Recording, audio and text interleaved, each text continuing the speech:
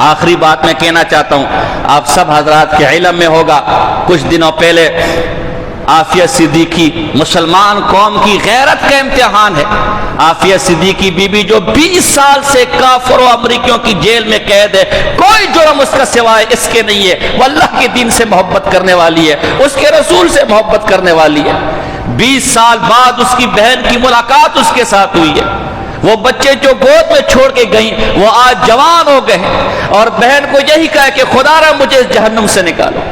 امت کا تو کبھی یہ حال تھا کہ روم کے اندر ایک شخص نے، روم کے ایک شہر میں ایک عیسائی نے پردے کے اندر عورت جاری تھی، ایک عیسائی نے اس عورت کو تھپڑ مارا، وہ عورت روئی تو اس بدبخت نے ایک اور تھپڑ اسے مارا، وہ روئی اور آواز لگائی۔ اس نے معتصم باللہ مسلمانوں کا عباسی خلیفہ تھا، اس نے آواز لگائی، واہ معتصمہ، اے بادشاہ سلامت، ہماری خبرگیری کون کرے گا؟ اس عیسائی بدبخت نے ایک اور تھپڑ اسے ہنستے ہوئے لگایا اور پورا بازار اس پر ہنسنے لگا۔ کسی طرح ایک مسلمان دیکھا تو دوڑتے پر بیٹھ کر معتصم باللہ کے وہ فاسق فاجر تھے، ہم مانتے کوئی نیک لوگ اس زمانے کے بادشاہ بھی نہیں تھے، لیکن ہماری طرح بے غیرت بھی نہیں تھے، وہ غیرت مند لوگ تھے، وہ دین پر مر مٹنے والے لوگ تھے، ان کا گناہ ان کی ذات تک تھا، لیکن جب دین پر بات آتی تو اس کو برداشت نہ کرتے تھے۔ جب معتصم باللہ کے سامنے ساری گزارشات کی کہ امت مسلمہ کی بیٹی کو بڑے بازار میں اس طرح ذلیل اور رسوا کیا گیا اور تو سپر پاور بنا پھرتا ہے، تو مسلمانوں کا حکمران بنا پھرتا ہے، کوئی اس کی خبر گیری لینے والا نہیں۔ معتصم باللہ کے دل سے کہا نکلی، واہ اختا ایتھا الجاریہ ھذا المعتصم اجابکی، اے میری بہن تو فکر نہ کر، تیری پکار پر یہ معتصم باللہ تیری مرد کو حاضر ہوا، اور 12,000 کا لشکر لے کر جب رومیوں کے شہر میں گیا، رومیوں نے اپنا قلعہ بند کر دیا۔ پتہ کیسے کرے؟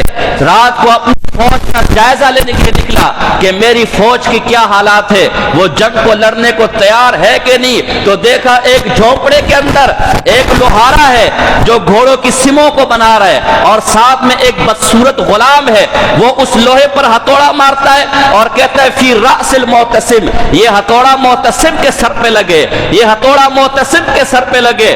اس کے آقا نے کہا شرم کر، ہمارا خلیفہ ہے، تو یہ باتیں کیوں کرتا ہے؟ اس غلام نے کہا اس کو اتنی غیرت نہیں آتی، ہماری بہن اندر رل رہی ہے اور اس نے باہر ہمیں بٹھایا ہوا ہے کہ قلعے پر آج حملہ کرے یا کل حملہ کرے، خدا کی قسم اگر میں ہوتا تو کل ظہر کا کھانا رومیوں کے سروں میں کھاتا، ان کی گردنیں اڑا کر کھاتا۔ جب خلیفہ نے یہ سنا، صبح اس غلام کو بلایا اور کہا رات کو تو نے یہی کہا؟ ہاں بے شک رات کو میں نے یہی کہا، میری غیرت گوارا نہیں کرتی کہ میری بہن اس قلعے کے پیچھے ہو اور ہم یہاں دیوسوں اور بے غیرتوں کی طرح بیٹھے رہے۔ معتصم نے اسے پولیس کا فوج کا سربراہ بنایا اور واقعتاً صبح حملہ کیا۔ ظہر میں شہر کے اندر مسلمان فوج گھسے ہوئی تھی، اس مسلمان کو تلاش کیا اور اس مسلمان بہن کو بلایا۔ معتصم نے اپنے سامنے کھڑا کیا، بی بی میں حاضر ہوں، اور اس عیسائی کو بلایا اور دربار میں سب کے سامنے کہا جیسے بندہ لے لے۔ یہ ہمارے حکمران تھے۔ محمد بن قاسم سندھ کیسے، اس سندھ کے اندر کیسے آیا؟ سرندلیب جو آج سری لنکا ہو گیا، سرندلیب اس کا پرانا نام تھا۔ یہاں کے بادشاہ نے، راجے نے تحفے تحائف بھیجے حجاج بن یوسف کو، اور اس میں مسلمان تاجروں کی بیوائیں اور بیٹیاں بھی تھی، ان کو بھی بھیجا کہ یہ کافروں کا ملک ہے، تم جاؤ وہاں مسلمانوں کے ملک کے اندر عزت کے ساتھ رہ سکو گی۔ راستے کے اندر ڈاکوؤں نے اس قافلے کو لوٹ لیا اور ایک نوجوان عورت کو بھی اغوا کر لیا۔ اس عورت نے پکارا حجاج بن یوسف، تو مسلمانوں کا حکمران بنتا ہے اور تیری بہن بیٹیوں کی عزت برے سر بازار لوٹتی ہے۔ حجاج بن یوسف کو جب اطلاع ملی تڑپ اٹھے۔ پہلے راجہ داہر، اس زمانے میں سندھ کا حکمران راجہ داہر تھا، اسے خط بھیجا کہ ان ڈاکوؤں کو میرے سامنے پیش کر اور میری قیدی بہنوں کو میرے سامنے پیش کر۔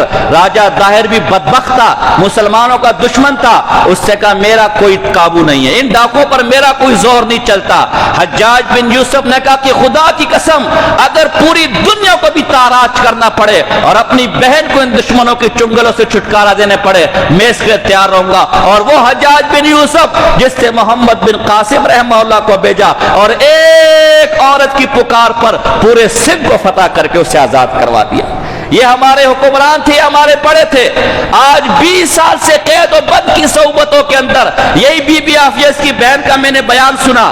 کہا مجھے امریکی جب لے کر گئے جیل کے اندر تو مجھے برہنہ کیا، مجھے ننگا کیا، اور میرے سامنے قرآن کو رکھا کہ اس قرآن کے اوپر چل کے جائے گی، تجھے جج کے پاس بھیجیں گے، تجھے عدالت میں لے کر جائیں گے، ورنہ اسی جیل خانے میں تو سڑتی رہے گی. لیکن قربان جاؤں اس بی بی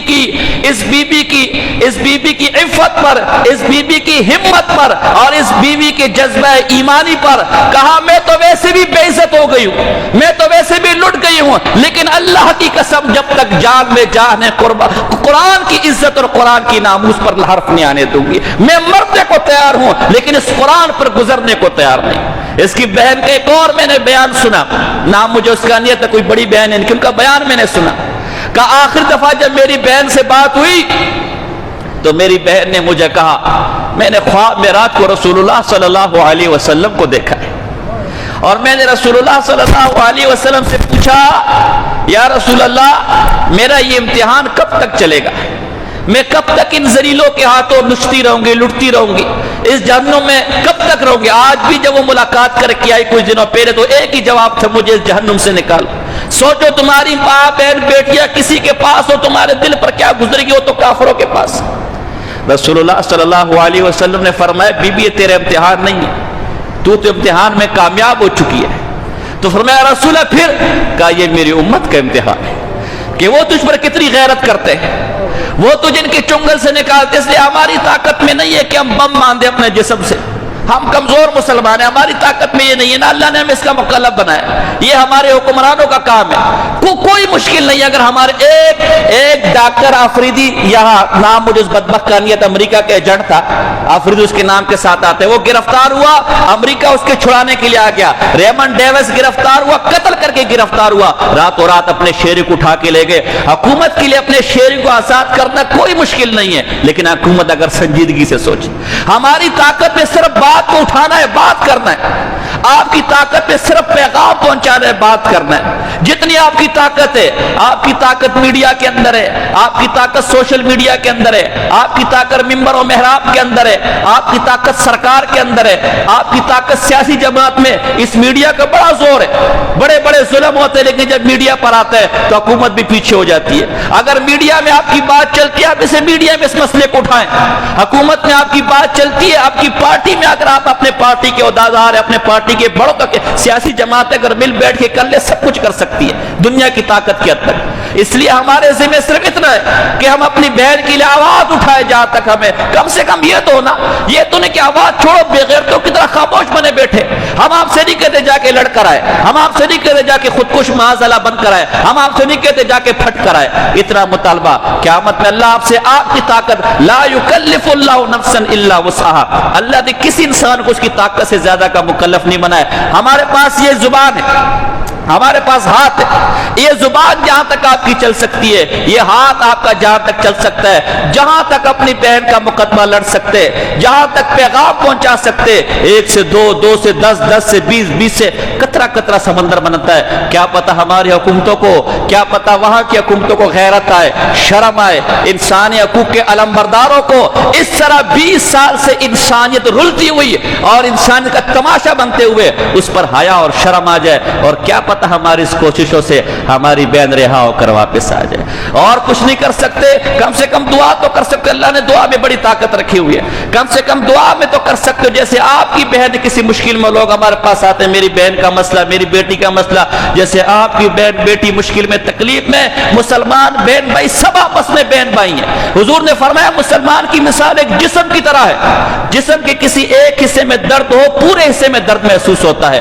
وہ اگرچہ آپ کی خونی بہن نہیں ہے لیکن آپ کی ایمانی بہن ہے. اس کی تکلیف کتنی ہونی چاہیے آپ کو جتنے ان کے گھر والوں کے لیے. تو قرآن نہیں تو کم سے کم ہر نماز میں بی بی کے لیے دعا کرے، اے اللہ جلد سے جلد وہ دن دکھا، اے اللہ ہمیں اس بے غیرتی سے اور اس ذلت سے نکال کے. ہماری ایک بیٹی وہاں غیروں کے چنگل کے اندر ہے اور ہم پر یہاں جو تک نہیں رنگتی. کم سے کم یہ دعائیں کرو، کیا پر اللہ کس اللہ والے کی دعا قبول کر لے اور اس بہن کے حق میں قبول ہو جائے اور اسے رہائی مل جائے. انشاءاللہ اس کے لیے کوشش کریں. کریں کہ نہیں کریں گے؟ اپنی طاقت کے مطابق آواز اٹھائیں گے کہ نہیں اٹھائیں گے؟ جہاں تک آپ کا زور چلتے اٹھائیں گے کہ نہیں اٹھائیں گے؟ اللہ آپ کو جزائے خیر دے۔ وما علینا الا البلاغ المبین۔